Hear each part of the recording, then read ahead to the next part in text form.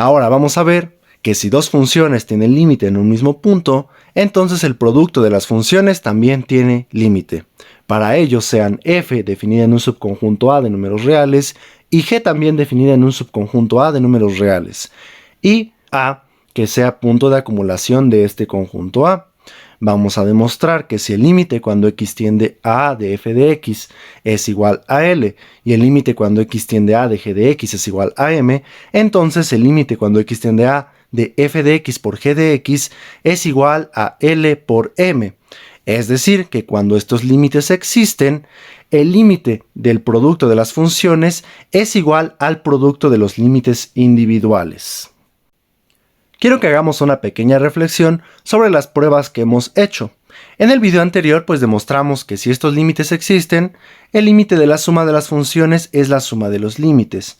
Quiero que analicemos un poco cómo sucedió esta prueba. Lo que hicimos fue pues partir de las dos hipótesis que tenemos, que son estos límites, y a través de esos límites nosotros logramos verificar esta definición. Concretamente me refiero a este paso. Noten que aquí nosotros teníamos f de x más g de x menos L más M. Para comprobar el límite que nosotros queríamos, esto tenía que ser menor que epsilon. Pero pues naturalmente, como nuestras hipótesis son que los otros límites existen, pues para que esto sea menor que epsilon, pues voy a agarrarme de mis hipótesis. Esa es la razón de por qué esto lo declaramos menor o igual que esta suma de valores absolutos.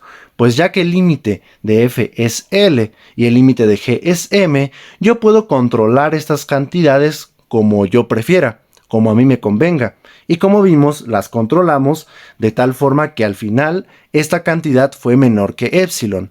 Por tanto, así tenemos que hacer para probar ahorita lo que queremos, de que el límite del producto es el producto de los límites. Notemos que para demostrar que el límite de f de x por g de x es igual a L por M, pues necesitamos lograr que este valor absoluto sea menor que epsilon.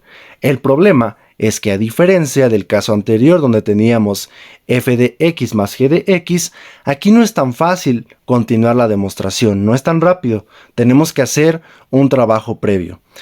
¿Qué es lo que vamos a hacer? Pues en este valor absoluto quiero que metan menos g de x más L y más g de x más L. Obviamente aquí no estoy alterando este valor, pues estas cantidades se cancelan y al final de cuentas no estoy agregando nada. Pero al poner esto podemos hacer lo siguiente. Esto es menor o igual que este valor absoluto más este valor absoluto. Estamos utilizando desigualdad del triángulo. Ahora se preguntarán, ¿por qué escogiste esta cantidad? Pues la razón es la siguiente. Noten que aquí yo puedo factorizar g de x y así obtengo el valor absoluto de g de x por el valor absoluto de f de x menos L. Y de este lado yo puedo factorizar L y así obtengo el valor absoluto de L por el valor absoluto de g de x menos M. Y esto es perfecto. ¿Por qué? Pues noten que aquí apareció el valor absoluto de f de x menos L y el valor absoluto de g de x menos M. Y como yo sé que el límite de f es L y el límite de g es M, yo puedo hacer que estas cantidades sean menor que la cantidad que yo desea a conveniencia. Y pues claramente que así es como voy a lograr que este valor absoluto sea menor que epsilon a través de estas dos cantidades. Ahora, aquí hay un problema, pues en el camino me está estorbando este valor absoluto y este valor absoluto.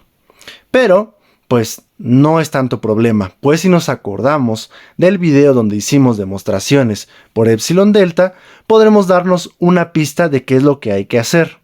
Primero, noten lo siguiente. ¿Están de acuerdo que si aquí yo tengo la suma de dos cantidades, pues la forma más natural de lograr que esto sea menor que epsilon, pues es lograr que esto sea menor que epsilon sobre 2 y que esto sea menor que epsilon sobre 2? Pues así estas dos fracciones suman epsilon y así yo voy a lograr que esto sea menor que epsilon. Esa es una pista. Ahora, ¿cómo logramos que esto sea menor que epsilon sobre 2 y que esto sea menor que epsilon sobre 2? Pues, si se acuerdan del video donde hicimos las demostraciones por epsilon delta, voy a copiar algo que hicimos ahí y lo que vamos a buscar es que este valor absoluto sea menor que alguna constante. Así, pues yo puedo, por la definición del límite, asegurar que esto sea menor que epsilon sobre 2k. Y así, esta k se elimina y me quedará solamente epsilon sobre 2. Bien, ahora, ¿qué pasa con esta? Esta es más sencilla, pues como L es solamente una constante, pues lo único que tengo que hacer es pedir que esto sea menor que epsilon sobre 2 veces el valor absoluto de L más 1. En el video donde demostramos el límite por una constante, ahí les platiqué que poníamos el valor absoluto de L más 1 para evitarme problemas en el caso donde L fuera 0. Si yo pongo ese más 1, me evito de problemas y aquí yo puedo trabajar sin importar cuánto valga L. Y además, pues la fracción L entre el valor absoluto de L más 1, pues esta fracción es menor que 1. Así que todo esto es menor que epsilon sobre 2 y eso es lo que queremos. Si esto y esto son menores que epsilon sobre 2 cada uno, pues obtengo epsilon al final y así esto será menor que epsilon. Ya tenemos la clave de la demostración. Pero entonces, ¿qué es lo que hay que hacer? Tenemos que lograr tres cosas. Número 1, que esto sea menor que alguna constante. Paso número 2, que esto sea menor que epsilon entre 2 veces la constante que acabamos de decir. Y número 3, lograr que esto sea menor que epsilon sobre 2 veces el valor absoluto de L más 1. Entonces vamos a hacer cada una de estas cosas. Vamos por la primera. Como el límite cuando x tiende a de g de x es m, pues yo puedo utilizar la definición del límite para un epsilon en particular. Vamos a utilizar la definición para epsilon igual a 1. Entonces la definición me dice que para epsilon igual a 1 existe delta 1 mayor que 0, tal que si x está en el dominio de g y además x satisface esta desigualdad, entonces g de x menos m en valor absoluto sea menor que epsilon, pero en este caso epsilon valía 1. Ahora, si se acuerdan de lo que probamos una vez en el video de desigualdades, yo sé que este valor absoluto es mayor o igual que esta resta de valores absolutos. Entonces, si yo paso este valor absoluto sumando de este lado, obtengo que g de x es menor que el valor absoluto de m más 1. Y eso es lo que yo quería, asegurar que para cierta delta, g de x en valor absoluto es menor que una constante. Entonces, pues ya tenemos el primer paso. Ahora vamos al paso 2. Y si se acuerdan, en el paso 2 necesitábamos de esta constante. Vamos a ello. Ahora sí, damos un epsilon mayor que 0 arbitrario. Como el límite cuando x tiende a de f de x es L, entonces para este epsilon mayor que 0 debe de existir una delta mayor que 0, tal que si x pertenece al dominio de f y además x satisface esta desigualdad, entonces yo puedo asegurar que f de x menos L en valor absoluto sea menor que epsilon entre 2 veces la constante que acabamos de conseguir. Así tenemos el paso número 2. Y finalmente, para el mismo epsilon del paso anterior, como el límite cuando x tiende a de g de x es igual a m, debe de existir delta 3 mayor que 0, tal que si x pertenece al dominio de g y además x satisface esta desigualdad, yo puedo asegurar que g de x menos m en valor absoluto sea menor que epsilon sobre 2 veces el valor absoluto de L más 1.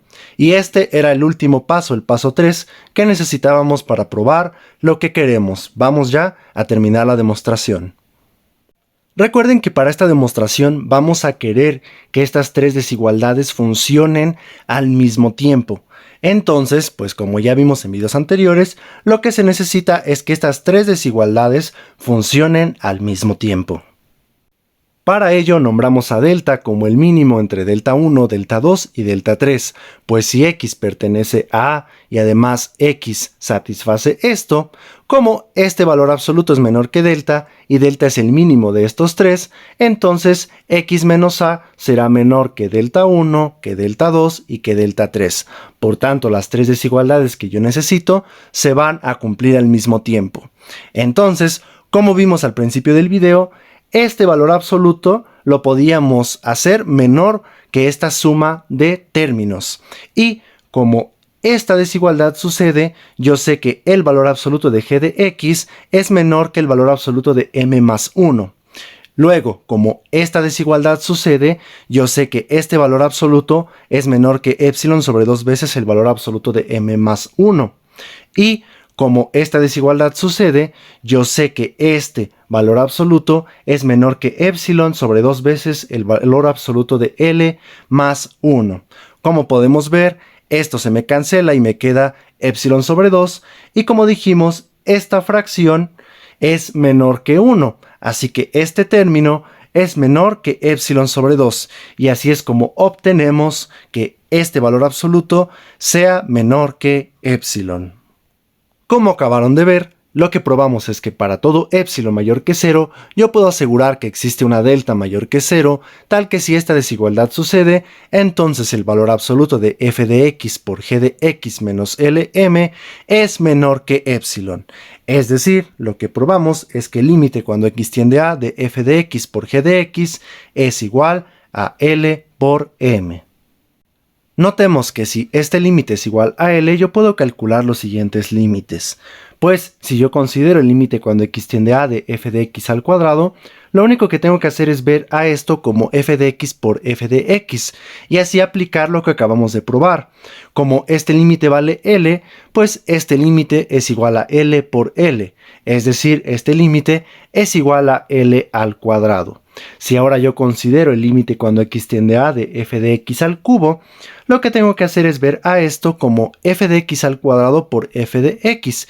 Y como ya conocemos estos dos límites, entonces este límite es igual a L al cuadrado por L. Es decir, que este límite es igual a L al cubo. Si continúan de forma inductiva, pues lo que tenemos es que para todo n en los naturales, el límite cuando x tiende a de f de x a la n, pues será igual a L a la n. En particular, pues tenemos que el límite cuando x tiende a de x a la n es igual a la n. Y así ya tenemos probados muchísimos límites.